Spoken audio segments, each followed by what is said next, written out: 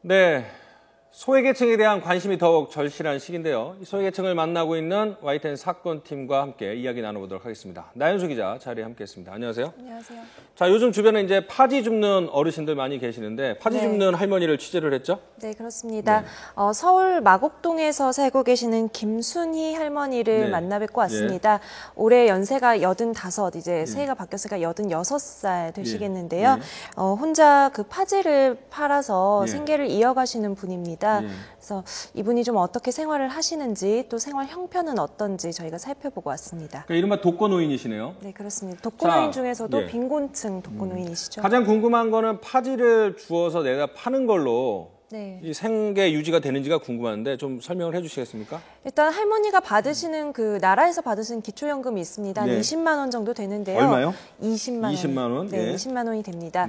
근데 월세로 나가는 돈이 15만 원이라고 해요. 사실 이 15만 원 월세도 비싼 건 아니거든요. 굉장히 저렴하게 내시는 건데 그러고 나면 남는 돈이 5만 원이죠. 그래서 이제 식비라든지 여러 가지 뭐 생활비 같은 걸 대셔야 하기 때문에 파지를 주워가지고 판매를 하십니다. 지금 보시는 모습 보면 이제 종이 줍고 계시는데 할머니가 연세가 많으셔서 좀 몸이 불편하시다 보니까 막 많이 돌아다니면서 모으시지는 못하고요. 이제 이웃분들이 집 앞에다 많이 가져다 주신다고 해요. 그걸 모아서 이제 하루에 한 번씩 저렇게 내다 파십니다. 하루에 어느 정도 파지를 이렇게 수거를 해서 파시죠? 제가 그 할머니 따라갔던 날 한 30kg에서 40kg 정도 이제 모으셨거든요. 그러니까 2,100원이 나오더라고요. 40kg 파지를 주워서 팔면 한 2,000원 정도 수익이 생기는군요. 2,100원 정도, 2,000원 하루에 많이 버시면 3,000원 이 정도 버신다고 해요. 요즘에 뭐 김밥 한 줄, 라면 한 그릇도 이것보다는 비싸죠. 그래서 하루 종일 이제 일당 치고는 상당히 좀 적은 금액이 아닌가 이렇게 생각이 듭니다. 그럼 파지 팔아서 한 달에 얼마 정도를 버시는 거죠? 한 달에 파지를 팔아서 버는 돈이 그렇게 많지는 않으실 것 같아요. 왜냐하면 이게 날씨가 좋은 날만 또 일을 하실 수 있지 비가 오거나 하는 날은 나가시지를 못하시거든요. 그러니까 뭐 하루에 한 10번 정도 일을 나가신다 하면 2만 원에서 3만 원 정도를 버시겠죠. 그러니까는 저 연세가 상당히 많으시고 몸도 불편하신 분이 추운 날에도 파지를 주워서 내다 파시는데 그래봤자 한 달에 쥐는 돈은 몇만 원, 만에 한 10만 원 정도밖에 안 될 것 같은데 생활에 상당히 어려우실 것 같아요. 그렇습니다. 자, 저런 할머니 같은 분, 노인 빈곤층이라고 할 수 있는데 우리나라에 얼마나 있습니까? 우리나라 노인 빈곤율이 45.1%라고 합니다. 이게 OECD 국가 1위인데요. 2위인 아일랜드보다도 14.5%포인트가 높은 수치이고 이 OECD 30개국 평균의 3배 이상 되는 수치입니다. 문제는 우리나라 고령화 속도가 워낙 빠르다 보니까 이 노인 빈곤 문제를 채 해결하기도 전에 계속 심화되는 과정이 반복이 되고 있다는 건데요.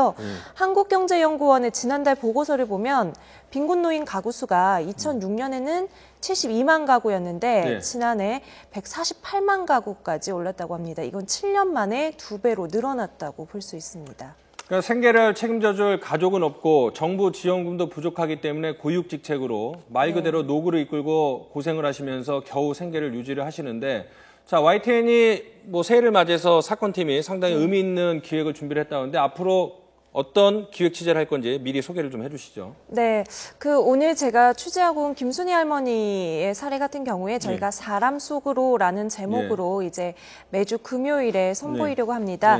그 YTN 사회부 사건 기자들이 주축이 돼서 만드는 새로운 보도물이고요. 저희가 이제 사회 전반을 취재하다 보니까 사회 곳곳에 좀 다양한 인물 군상들을 만나게 됩니다.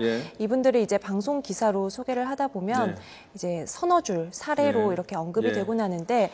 이분들의 일상을 좀 쭉 따라가 보면서 우리 사회의 구조적인 문제, 또 어떤 부분에 우리가 관심을 가지고 정책적인 좀 요청이 필요한지를 함께 고민해 보자는 그런 취지에서 새로 시작하게 되었습니다. 지난해 같은 경우에도 이제 그 언론 보도 새 모녀 숨진 사건이 작은 기사였는데 그것이 이제 새모녀법까지 이끌어내지 않았습니까? 언론의 보도, 특히 사건팀의 보도가 사회의 소외계층들을 위한 그 작은 미랄이 될 수도 있다고 보기 때문에 앞으로 YTN 사건팀의 좋은 활약 기대하도록 하겠습니다. 수고했습니다. 감사합니다.